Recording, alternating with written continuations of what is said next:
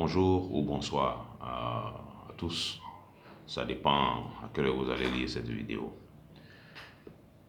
Je commencerai par citer ce verset de 2 Corinthiens chapitre 3, le verset 18, que nous connaissons bien parce que c'est le verset principal que nous avons retenu pour cette année, pour nous conduire. Nous tous qui, le visage découvert, contemplons comme dans un miroir la gloire du Seigneur, nous sommes transformés en la même image, de gloire en gloire, comme par le Seigneur, l'Esprit. Alors je disais que c'est le verset principal que nous avons pour cette année.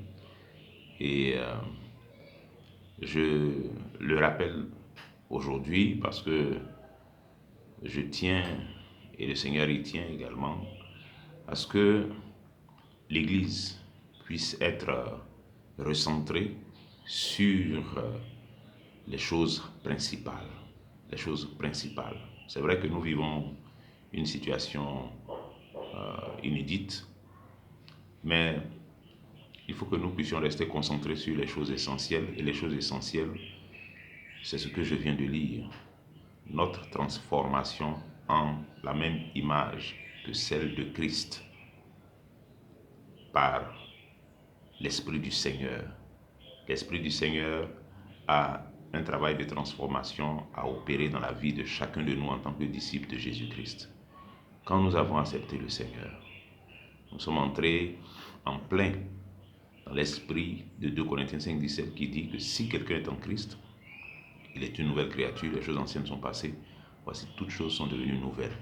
Alors, donc, dans cette nouveauté de vie, nous devons marcher effectivement en nouveauté de vie. Nous devons nous laisser changer progressivement par le Saint-Esprit, de gloire en gloire, progressivement, petit à petit. Le rythme de notre transformation sera déterminé par le degré d'ouverture d'esprit que nous allons avoir, la mesure dans laquelle nous allons désirer cette transformation, la mesure dans laquelle nous allons soupirer après l'Éternel, après sa présence, après sa parole, après son œuvre. C'est ça qui va déterminer principalement le rythme auquel tu vas être transformé de gloire en gloire, comme par le Seigneur, l'Esprit, en la même image. Bien-aimés, nous, depuis que nous avons accepté le Seigneur, nous sommes dans ce processus de transformation.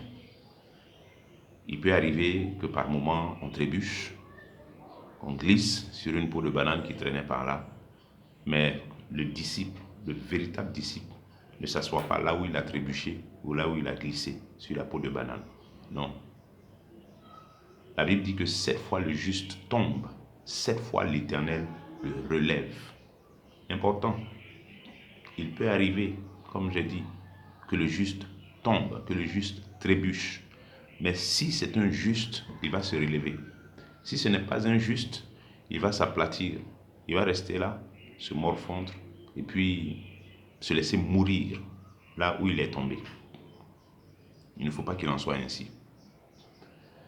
Je veux aujourd'hui, par cette vidéo, encourager chacun de vous à persévérer dans la foi, à persévérer dans le Seigneur, à ne point vous relâcher, à toujours compter sur le Seigneur qui a des ressources inépuisables pour nous permettre de passer dans la vallée de l'ombre de la mort. Oui, la vallée de l'ombre de la mort, c'est un passage pour nous, enfants de Dieu. C'est un passage, ce n'est pas un arrêt ou une destination.